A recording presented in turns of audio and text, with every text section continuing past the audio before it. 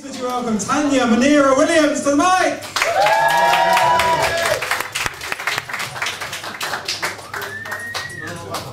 never actually saw how tall you were, Tanya.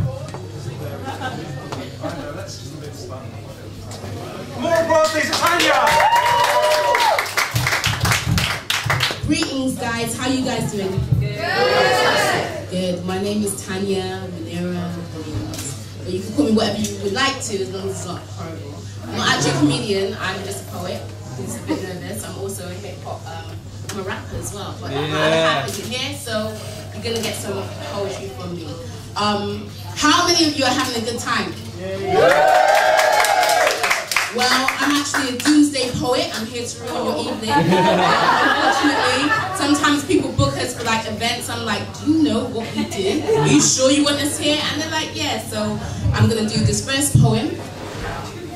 I've been performing with paper recently, and it's kind of cool. I feel sophisticated, yeah. But as it's Black History Month, I have to do a Black History Month.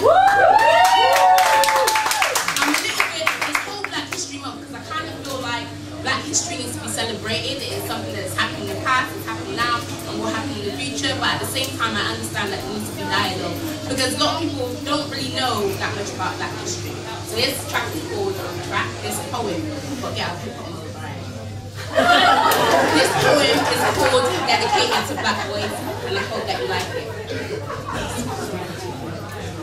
He walks with a limp, screwed face and awkward glare, perceived by others in this world that he has no cares. Zulu warrior frame, sometimes with tribal markings sculpted into the side of his hair. Parade in the streets with all heart and no fear, as if somehow he knew he'd been here.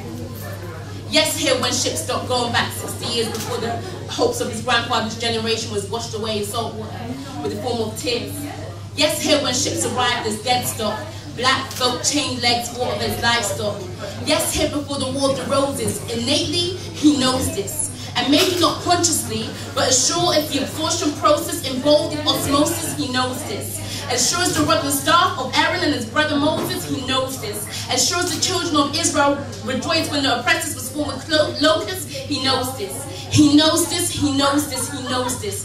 As sure as some Rwandans will continue to die from preventable diseases like tuberculosis, he knows this. As sure as black men are overproportionately imprisoned and diagnosed with psychosis, he knows this. As sure as poor people will protest, as sure as the media has an ulterior motive, and as sure as I will spit until I have no breath left. He knows this. He's been here before, while he walks like a noble, talks in a dialect that gains him respect. Hood up in place of his crown, MP3 playing drum patterns on MPCs, talking drums with young MCs. How do we appease the mind of somebody who secretly knows he descends from a line of royalty, when in his current society, his dexterity is put down as obnoxious, aggressive, and lazy, perpetually told about his great nation, and how Mark him a mountain dealt with degradation, and how he should be glad that he didn't have to live through segregation. But for me, this is a blasphemy, close to a catastrophe, and a straight-up liberty, as if he's not the walking, talking epitome of black history. You see, he's not someone who could be summed up in a month with bullet points and footnotes, so you can go back, research, and intelligently quote a friend. He's not someone who could be praised in the latter part of your lunch break, in between the egg muffin and the skinny cappuccino, or even explained in a 2-hour film by Quentin Tarantino. His name is not Larry. In fact, from now on, please refer to him as Mr. Lawrence Fishburne. He is Timbuktu. He is a shrine in Peru. He is Mansa Musa. He is the black gold of the sun. He's a Moor in Spain. He's more I just can't explain. He's a maroon on Jamaican plains. He's the blood that's pumping through my veins. He is the cries of a mother in labor pains. He is the enslaved prince who broke the chains. He's a generation of black people who in the 80s changed their name. He's proof of the breath of life. He's what existed when the creator said let there be light. He is the governor of Syria. He is the oil in Nigeria. He is my teacher and the child that will have my facial features. He's dark as Howe and Frank Richardo. He is that sweet Chario. He's dominoes slamming bang hard on a makeshift table at a 9-9. He is Muhammad Ali in his best fight. He's the swagger in Jay Jay-Z. He's the feeling I got when I first heard Exhibit A and C. He's the variations of the skin tones of the Sudanese. He's classical Arabic. He's the son of Makeda, also known as Queen of Sheba. Some say he's imprisoned, I say he's free. Some say he's a thug, I say he's free. And the walking, talking epitome of black history.